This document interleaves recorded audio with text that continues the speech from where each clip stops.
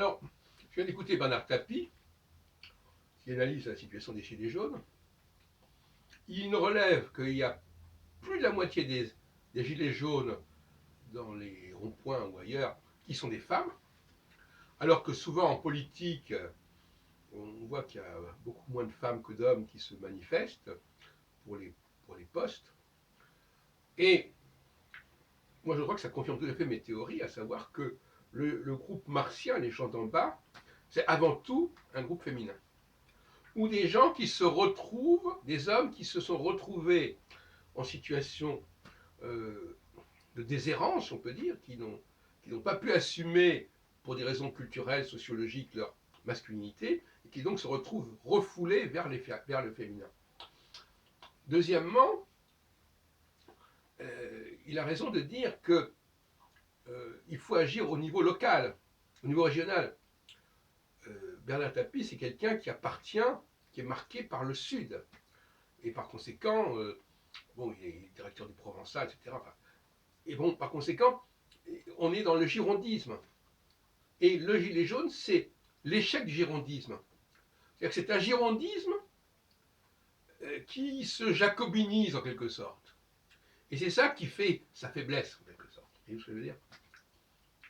Pourquoi est-ce que l'on ne nous parle pas j'entends pas tellement cette proposition d'un développement de la politique régionale, de l'autonomie plus grande des régions. Hein, c'est pas un discours que j'entends. Et c'est ça qui ne va pas. Et Bernard Tapie, quelque part, il incarne cette représentativité régionale. Et c'est ça qui, à mon avis, qui est l'avenir du mouvement.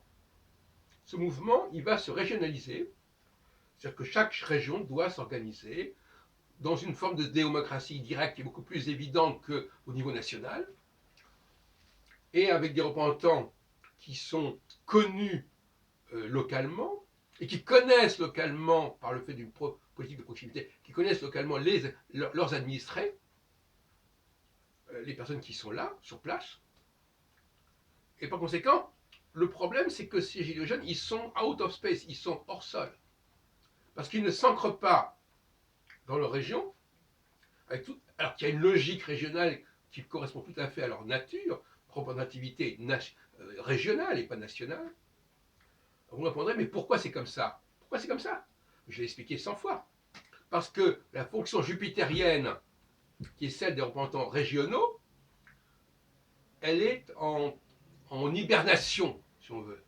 C'est-à-dire qu'en fin de compte, elle ne fonctionne pas ponctuellement, très temporairement, elle ne fonctionne pas bien actuellement, elle est en période de reconstruction, de rodage, de renaissance, donc d'enfance quelque part. Et dans l'enfance, le mot enfant veut dire celui qui ne parle pas, ils sont en une période de gestation. Hein. C'est la différence entre l'enfant à l'intérieur du ventre de la mère et quand il sort. Là. Bon. Et donc, par conséquent, puisque ce niveau n'est pas assuré correctement, on passe au niveau supérieur, qui est le niveau national, constitutionnel, présidentiel, etc. Et là, il y a une aberration. C'est là qu'il y a une aberration. Parce que le discours des Gilets jaunes, c'est un discours girondin. D'ailleurs, girondin, c'est peut-être un jeu de mots, girondin, ça commence de la même façon que gilet jaune. Et normalement, il devrait y avoir une revendication girondine, comme dirait notre ami Onfray, hein, qui oppose, qui est un. Bon, alors je ne sais même pas si lui a parlé de cette question du girondisme dans ses propositions, dans ses interventions récentes, mais il est évident, c'est un girondisme qui fonctionne à vide. C'est un girondisme qui n'a pas les moyens de ses ambitions parce que ça ne fonctionne pas actuellement. Et le problème, c'est que ce girondisme, il a été démoli par Macron. N'est-ce pas? Les députés macroniens sont des gens qui ne sont pas aussi en phase avec leurs électeurs que les députés habituels. Et ça change tout. Ils n'ont pas été élus grâce à leur popularité locale, grâce à leur représentativité locale. Ils ont été élus parce qu'ils étaient les représentants d'en haut, hein, du président. Et c'est ça qui ne va pas. c'est ce dysfonctionnement qui, tôt ou tard, devait aboutir à ce genre de conflit. Mais les choses vont se rétablir et nous allons effectivement rebâtir une forme de girondisme. Il est évident que la France est diverse et multiple, elle est multiculturelle, elle est multicommunautaire, et chaque communauté, non seulement sur le plan géographique, mais sur le plan historique, doit être représentée. D'où l'importance de la représentation des communautés, des religions.